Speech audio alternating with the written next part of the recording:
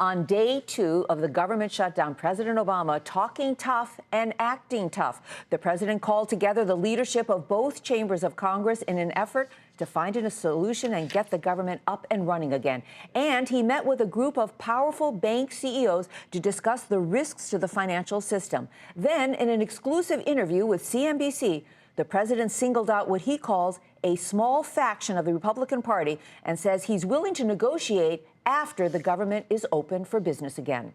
Our John Harwood sat down with the president today, and he joins us now from the White House. John, over to you. What happened? Susie, one of the things that's been confusing to people is what exactly is the president willing to negotiate on and when? Here's what he said. Well, I'm prepared to negotiate on anything. I think it's important for us to talk about how we create a budget that is creating jobs, encouraging growth, dealing with our long-term debt issues. The deficits are coming down at the fastest pace since World War II. They've been cut in half since I came into office, but we still have some challenges in terms of our long-term health care spending on Medicare in particular. So whatever the leadership wants to talk about, we've got a budget, and we think we've got some good answers, but we don't expect 100%. But what I've also said is that it is not acceptable for one faction of one party in one chamber to say either we get what we want or we'll shut down the government, or even worse, we will not allow the U.S. Treasury to pay its bills and put the United States in default for the first time in history. So the message I have for the leaders is very simple.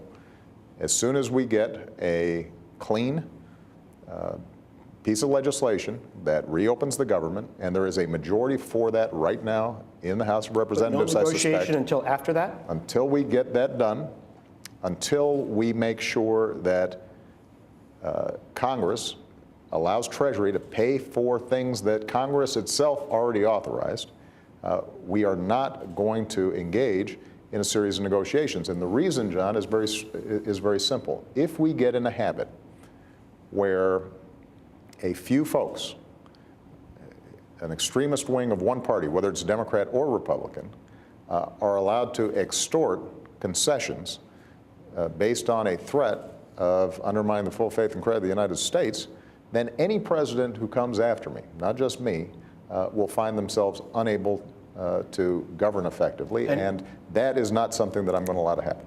Wall Street's been pretty calm about this. The reaction, I would say, generally speaking, has been Washington fighting, Washington posturing, yada, yada, yada. Yeah. Is that the right way for them to look at it? No, I think this time's different. I think they should be concerned. I had a chance to speak to some in the financial industry who came down for their typical trip. And I told them that it is not unusual for Democrats and Republicans to disagree. That's the way the founders designed our government. Democracy's messy. But when you have a situation in which a faction is willing, potentially, to default on U.S. government obligations, then we are in trouble. And if they're willing to do it now, they'll be willing to do it later. One thing that I often hear is, well, Mr. President, even if they're being unreasonable, why can't you just go ahead and do something that makes them happy now?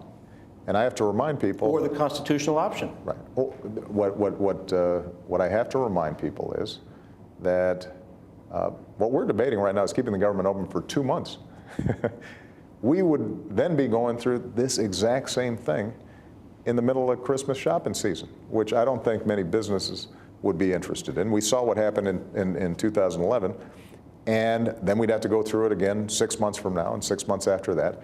And one thing that I know the American people are tired of, and I have to assume the vast majority of businesses are tired of, is this constant governing from crisis to crisis. And the leadership of Congress, bipartisan, is meeting with President Obama tonight. We will see whether they can make any progress, but it looks like both sides digging in for a while, at least a couple of weeks as we head up to that debt ceiling deadline. So, John, we shouldn't be holding our breath that something's going to come out of that meeting tonight. I mean, where is this all going? How's it going to end? I think the administration is hoping for pressure on John Boehner, the Speaker, of sufficient volume and intensity that he will put on the floor a clean extension of government funding and then begin the negotiation process. The challenge is, of course, the president said he wants that done on the debt limit as well. That's also difficult for the Speaker to do. I suspect that we will get that debt ceiling raised, but it's going to be a wild roller coaster ride until we do. John, do you think this will become the norm in the future budget negotiations down the road? The president talked about that, where we talk constantly about the deficit, about the debt ceiling, and about things that really are not germane to the budget itself.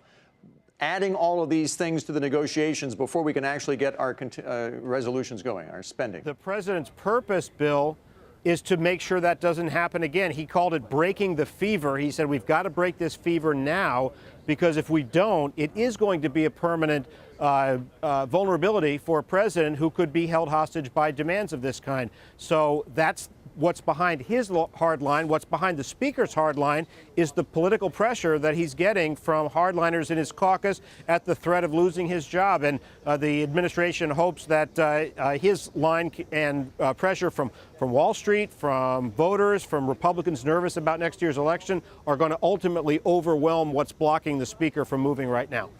John Harwood, as always, great job with the interview with the president today. Thanks, Bill.